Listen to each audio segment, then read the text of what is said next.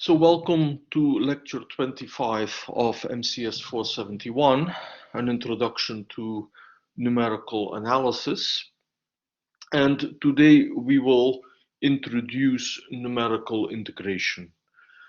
We will define quadrature rules, and these rules are based on interpolation.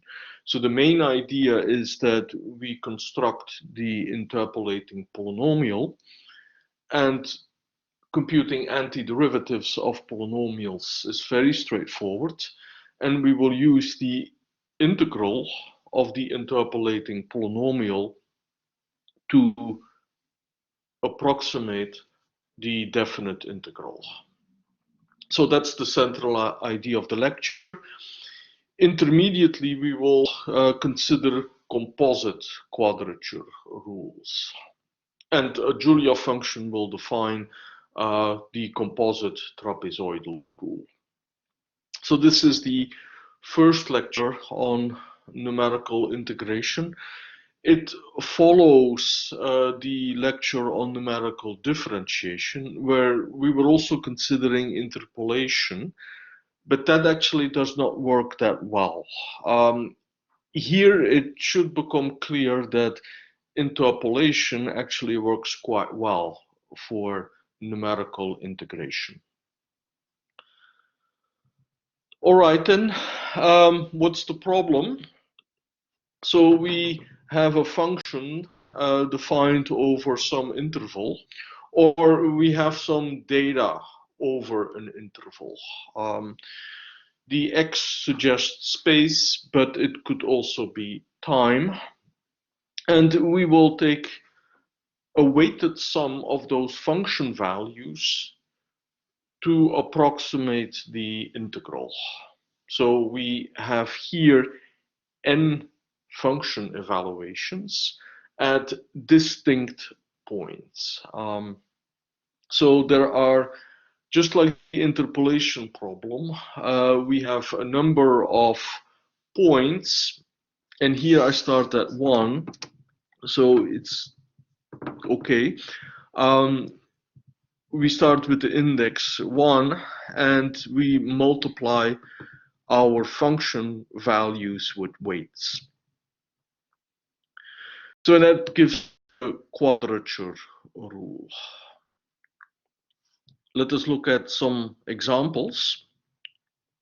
So what are the two most simplest rules that we can make? We can take the midpoint rule, and the midpoint is a very simple approximation. We have only one value that we take. We take the middle of the interval, and we multiply the function value at the middle with the length of the interval.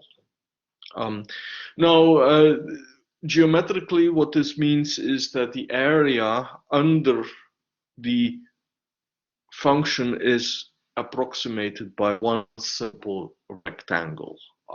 So the word quadrature rule comes also from squaring things. So we will apply the length of the interval, called the base, b minus a, with the height. That's our first rule.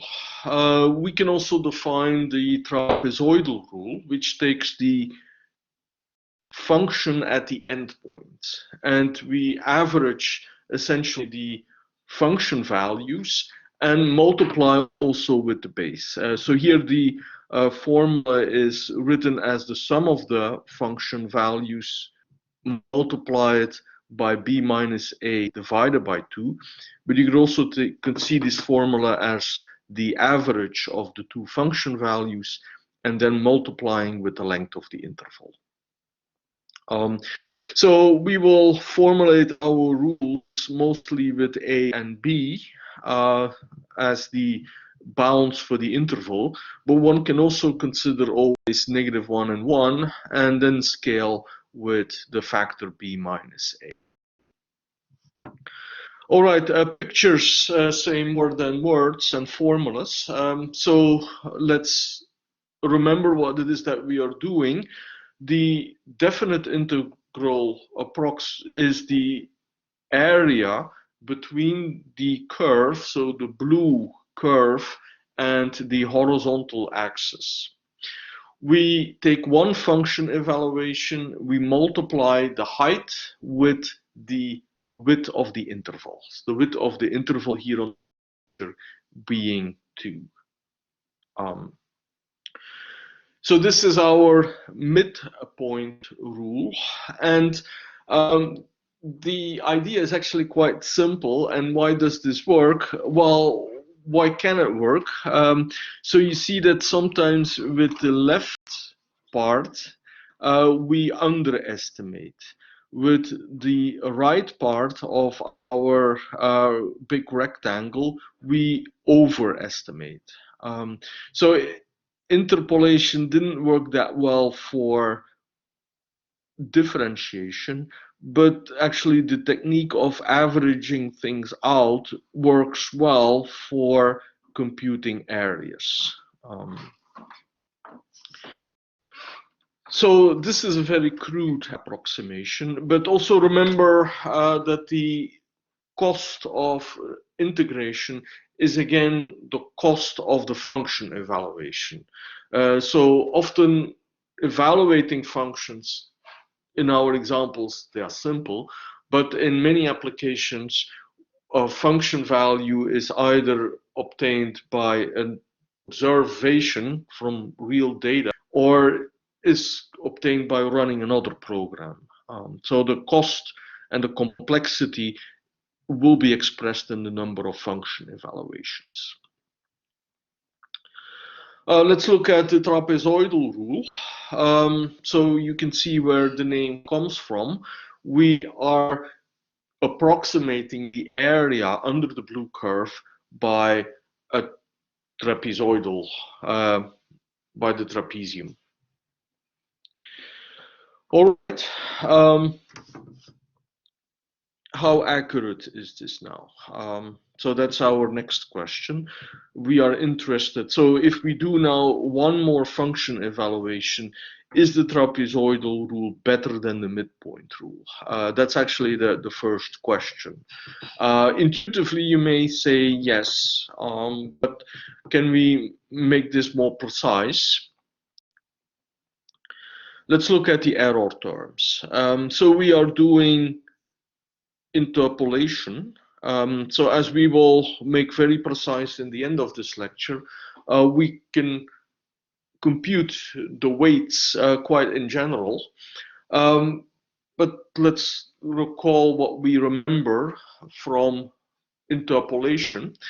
So P is the interpolating polynomial, and you can see the error term has this product in it, which corresponds to the fact that at the interpolation points, the error is 0. So at the points, and here now you can see that I'm working starting from 0, which is a little bit more natural, because P is a polynomial up to degree n.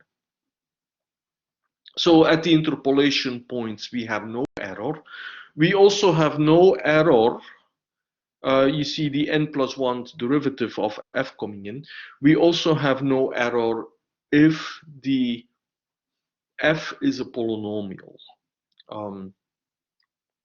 So what will happen is that we will construct integration formulas, quadrature rules, that integrate as many polynomials exactly up to the highest degree possible. So we have this the error formula, which can be computed up to exactly, because the point is that the error term, so the error term actually does have an exact part. So the exact part is what I'm underlining here now.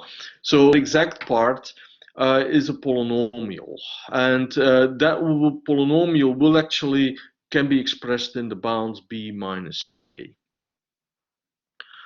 All right. we also have this n+1 derivative sitting in there and the factorial. So with the averaging out, we can actually make our as small as we like, and we don't have that problem with the spikes at the end of the interval. So that was kind of the problem with interpolation, that we didn't really have good uniform bounds. All right, so let's apply this error formula to the two rules. I picked here the trapezoidal rule. We have the formula that can be evaluated. So you see that the points, the interpolation points, are expressed in terms of A and B. So they are actually A and B. So we have this cubic term, B minus A to the power 3. So that actually implies that if your interval is, say, 0.1, then the error, so we start with 10 to the power -1, the error will be 10 to the power -3. So ignoring here now, assuming that the second order derivative, that the concavity of our function is nice. And actually we also have the factorial term thrown in. So the trapezoidal rule for small enough intervals is actually quite good. So we will use that fact when we apply the composite trapezoidal rule. All right, we applied this error formula for 2 points. The first exercise is actually to apply the error formula for only 1 point. And see what you obtain. All right, we have the cost and we have the accuracy, the error form, but we can define what is the degree of the precision. So we say that a quadrature rule has a degree of precision if the rule integrates polynomials up to a certain degree, up to that degree exactly. So so that's an abstract definition. It's called the algebraic degree as well, but we say the degree of precision. So it sounds abstract, but we can exploit that the integral operator is a linear operator. So what does that mean? Well, if all the basis functions are integrated exactly, then also all linear combinations will be integrated exactly. So in making up quadrature rules, you can do this with the basis functions. So the basis functions, if all basis functions are integrated up to a certain degree, then all polynomials up to that degree will be integrated exactly. So that's because this linearity of the integral operator, which we will apply now. So here is a little bit a surprise effect. So the midpoint rule has actually a high degree of precision. So with 1 point, we integrate all the constants correctly. So that is what the first equation here states. But it also integrates the second basis function exactly. So the notation we apply the big M stands for the moments. So the moments are values of the integrals at the basis function. So we verify that our rule integrates the basis function correctly, the values of the integral at the basis function are called the moments. And I see that there is still a typing there. So let me see if I can fix it by writing some text here. So here what should have been said, I should have had the exponent. So this is the power 2 that's missing. So fixing it doesn't go that well. I will try to fix this with the slides.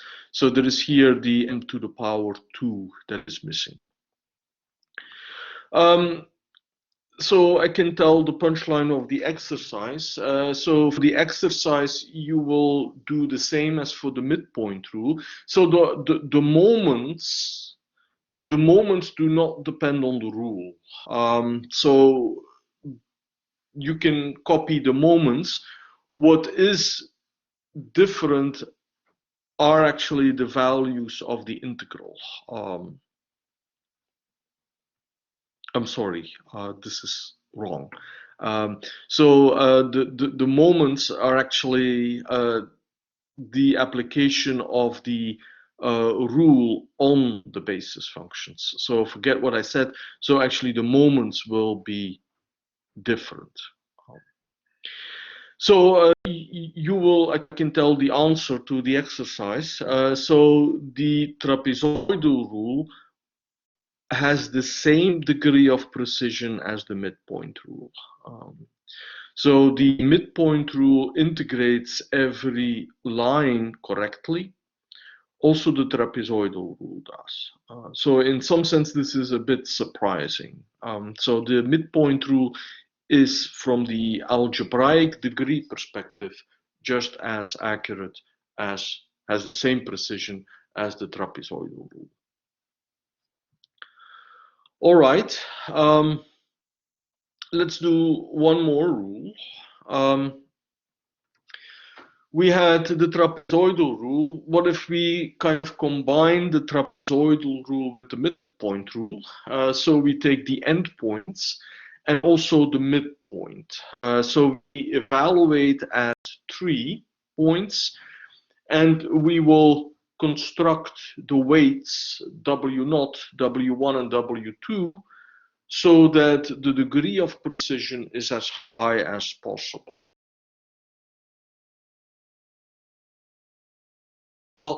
The midpoint rule and the trapezoidal rule, they cannot integrate any quadric correctly. And quadrics are kind of important, actually are very important.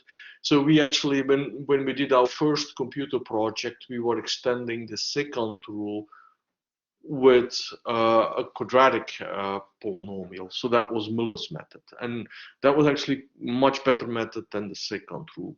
So in any problems, if you can approximate with quadrics, then you often already observe a good quality approximation. Here are the equations. So we have the moments again. So the values of the exact integrals. And we have the rule. So now it's written as equations. What we will want to do is that we will write, we want to determine the weights so that every constant, every linear function, and every quadratic function is integrated correctly. If the weights satisfy the relations on the slide, then that will be the case. All right, that leads to a linear system. It's not obvious. So we have 3 unknowns and 3 equations, so that's always typically good. And we have a right-hand side that is known. So it would be a completely numerical problem if the A is -1 and the B is 1, or you can take 0 and 1, then actually we would have a numerical, a completely numerical linear system. Here we can do it a little bit in greater generality. Why do we do this? Well, observe the connection again with interpolation. So we are solving here an interpolation problem. And we're doing this in the long way, or perhaps not the long way, because the symbolic way is most likely to be, for us, fastest way to formulate the problem. So we can solve this problem symbolically with SymPy. If we don't use symbolic computation, then I would say transform to the interval -1, 1, and then do the transformation back. So we have the linearity of the integral operator that we can exploit. Here is SymPy. The instructions fit on one slide. So we have the three equations in the three unknowns. So the equations are formulated with the bounds as symbols. So SymPy can solve this problem symbolically, and then all we have to do is to more nicely format the answer. So what we just did is deriving Simpson's rule. So this is known as Simpson's rule. There should actually be still one more variation, that this rule does not integrate the cubic polynomials correctly. So we should still compute the error that we get from taking x to the power 3. But Simpson's rule is a rule that's already quite accurate. It will integrate every quadratic form correctly. All right, then one extra exercise. So why is this important that we can do this? Well, often we cannot determine where we are evaluating the function. So often the function cannot be determined correctly, and also we want general weights. So the virtue of our symbolic process is that for our Simpson rule to apply, we only have to fill in, we have to plug in the values for the bounds. So we can set up quadrature rules that are very general. Here, the purpose of this exercise is that we have a symmetric interval. So it's the interval from -a to a, bit more general than -1 to 1. And we can define the weights in function of a. So you will solve a linear system with a parameter a.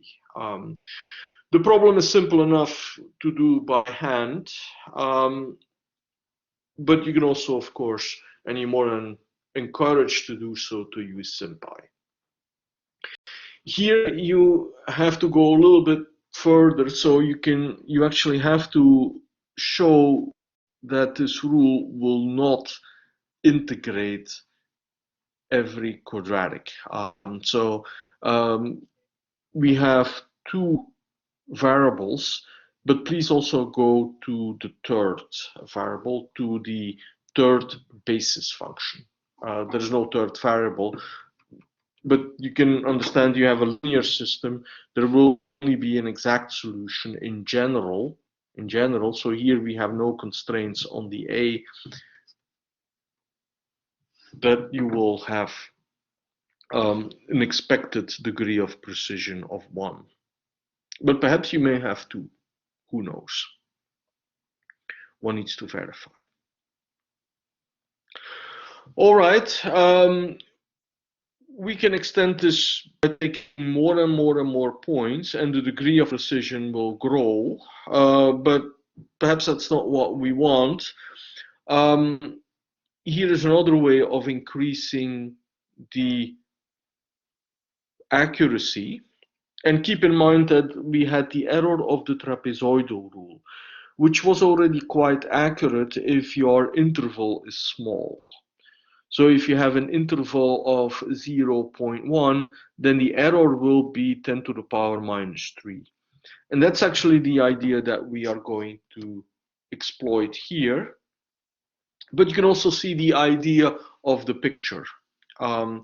So here we have the composite midpoint rule. So the midpoint rule integrates every linear function correctly.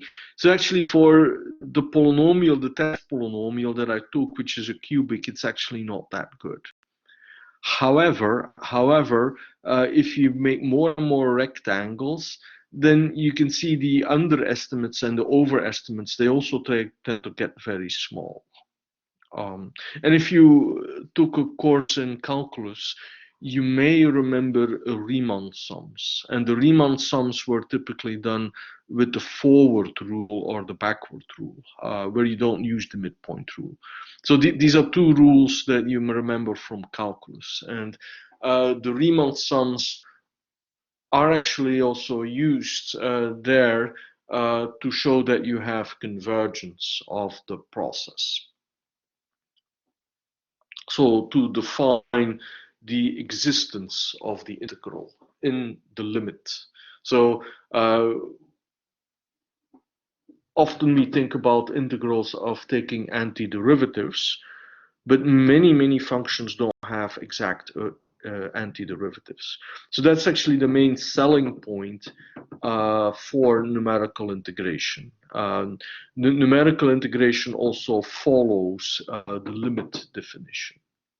So composite integrals rules not only have a theoretical value to show that the integrals essentially exist because there is a limit. One can see that these rectangles start to approximate the area quite well, but they also have a very practical value.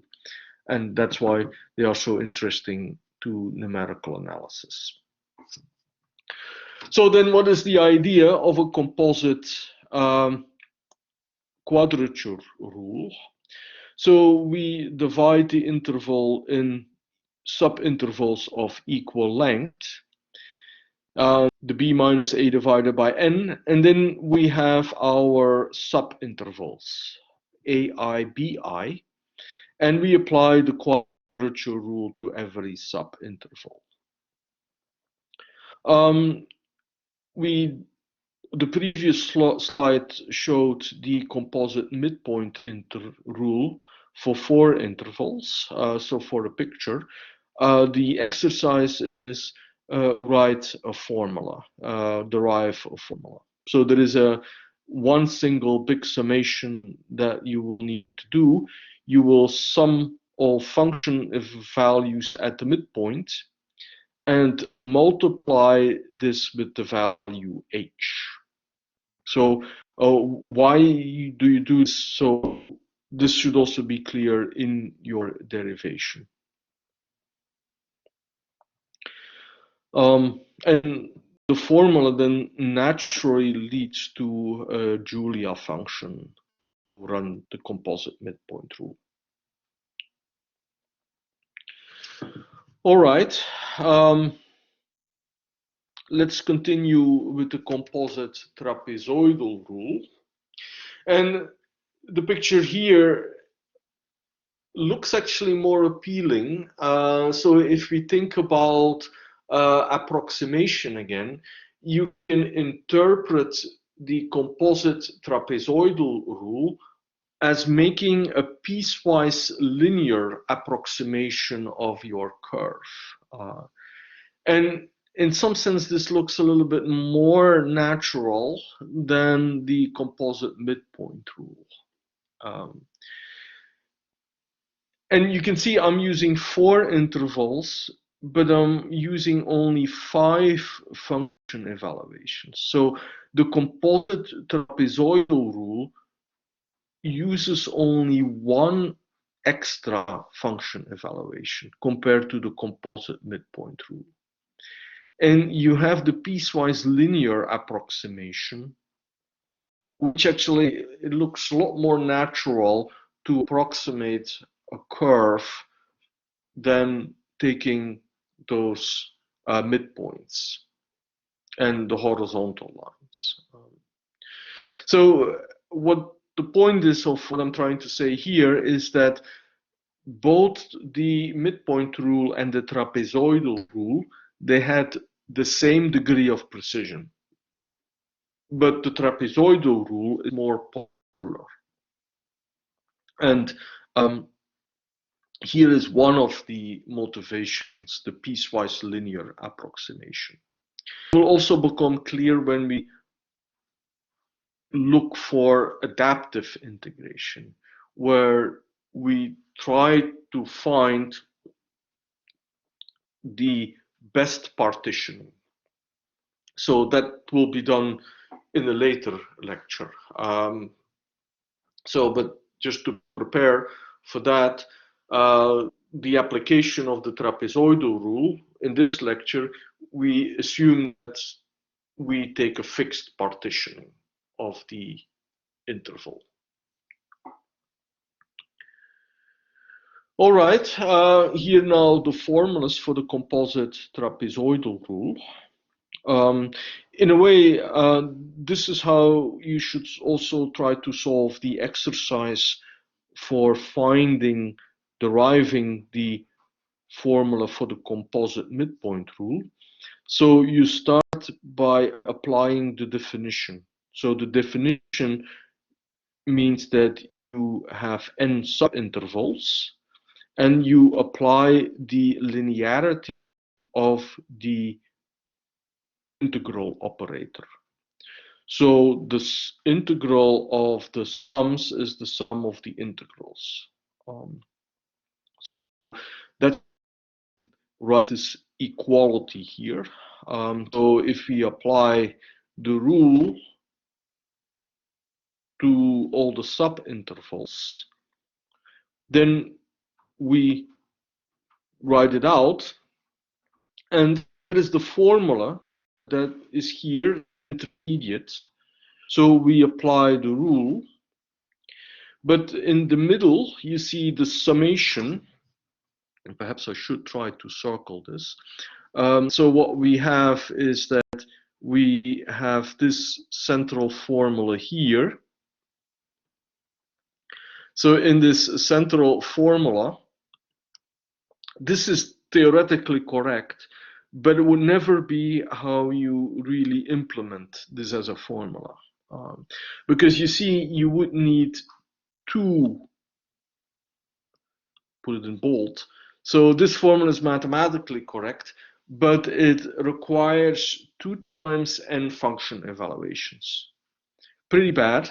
We can immediately optimize this and have n plus 1 function evaluations.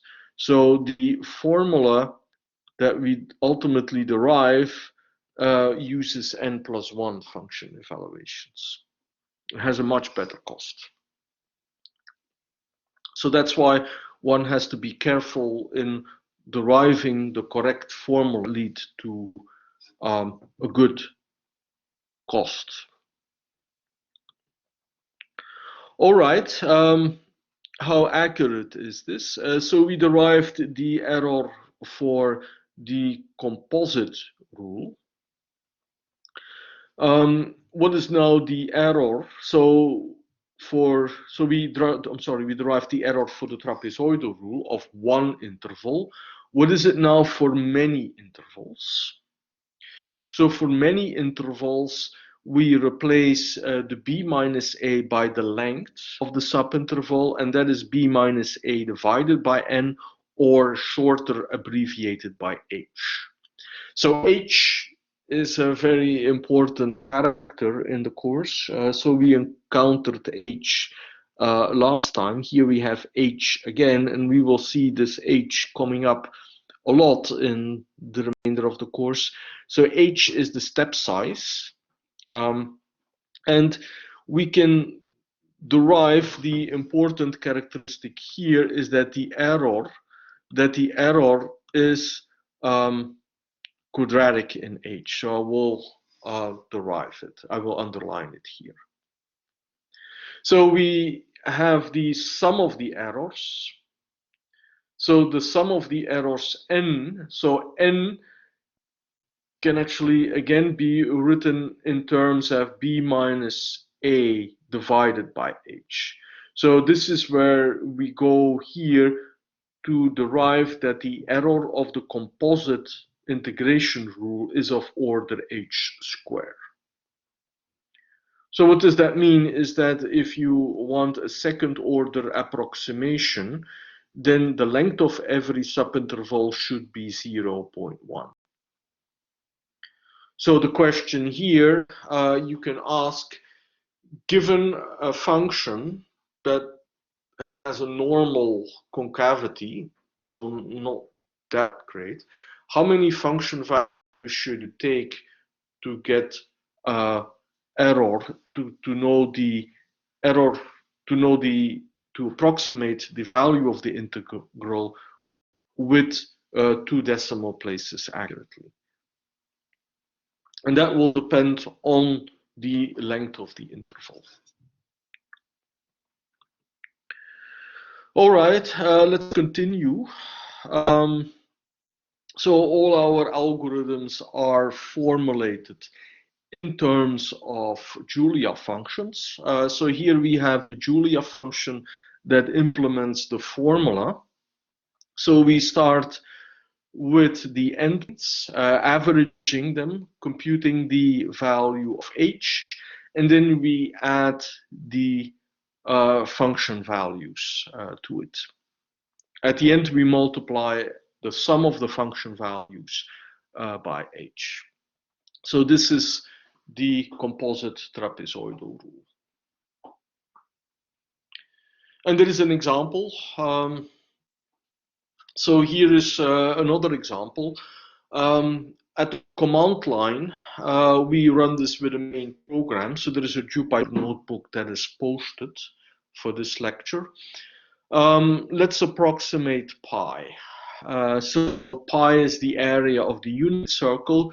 We take the quarter, the first quarter of the unit circle, integrating the square root of 1 minus x squared between 0 and 1. And here I'm doing this iteratively. So I'm taking 20 subintervals. So each time I'm multiplying the number of intervals by 2. So in each step, we do double the amount of work. So each time we actually expect and we hope that the integral will actually be more and more accurate. And here it goes. How accurate can we do this? So we can see this now as an iterative algorithm where we take more and more steps. You see the accuracy starts with very small. So we gain 1 decimal place every 3 steps. So as a iterative algorithm, it has linear convergence in the number of steps.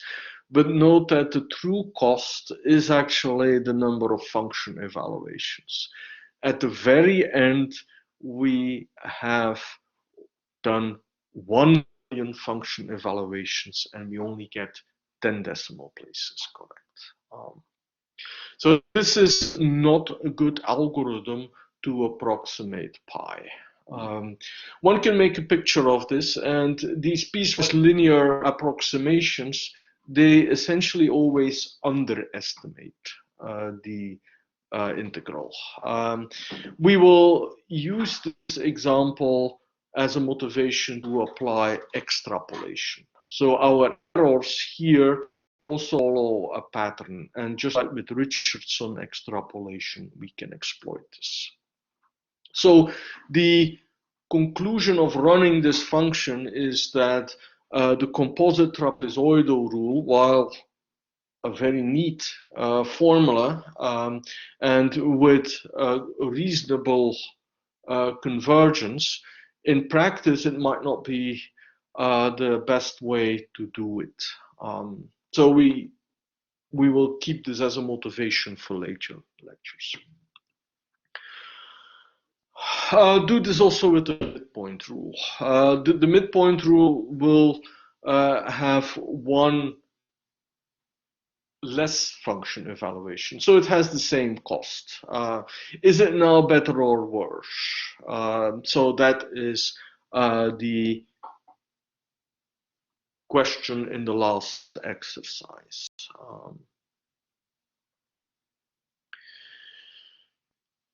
All right, time to conclude. What have we seen? So we have covered interpolation as the application for numerical integration. We've seen this in a composite way. So in a way, it works, and it's part of an entire family of formulas. It's called Newton-Cotes. There are 3 steps in applying Newton-Cotes formulas. We set out our point, so where do we want to evaluate our function. If we do not know anything better, and actually we already know better, but let's pretend that we don't know better, we take equidistant points. So points, we'll use n subintervals, which then means n plus 1 function evaluations.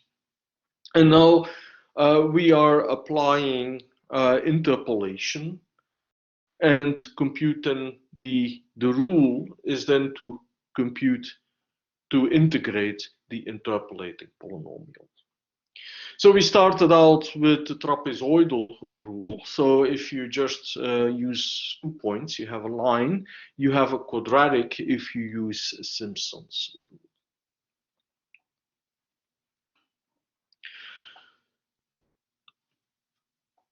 Here is the summary slide. So in a way, it's very good that we have had our first midterm exam. We now are very familiar with interpolation. So we introduced interpolation via Lagrange. So we can summarize what are the weights of the interpolation formula, of the quadrature formula. Well, remember, Lagrange had very favorable representation of the interpolation problem. We could separate the function values from the points where we take the function values. So that is written here, the Lagrange form of the interpolating polynomial. And I also wrote the general definition of the ith Lagrange polynomial. We've seen that the Lagrange polynomials are actually switches on or off. At the interpolation point, at the ith interpolation point, the ith Lagrange polynomial will be 1. At 0, at the other interpolation points, it will be 0. But the Lagrange polynomials are another form of doing interpolation. But then with 0 and 1s. What is now the punchline of the slide? Well, if you want to compute general expressions for weights, then you can integrate the Lagrange polynomials. So you can, quadrature rules are weighted sums of function values. What are the weights? Well, the weights are defined as the integrals of the Lagrange polynomials. So that's the conclusion of the interpolating quadrature rules. Here, the rules are formulated for any interval a and b. That also means that the weights will have the a and b in it. One can, and also as we will see later on, so here with the interpolating Lagrange interpolation, the only condition is that the xi's are different from each other. So we have covered Chebyshev polynomials. We have seen the roots of the Chebyshev polynomials appearing there. So what we will see later on, if we use the roots of the Chebyshev polynomials, that was a better way to do interpolation. We actually will get more accurate integration rules. So there's still 2 more lectures to come. We have the problem of the slow convergence of the composite trapezoidal rule, and we also have the problem of the best choice of the interpolation points. 2 problems that we will solve in the remaining lectures.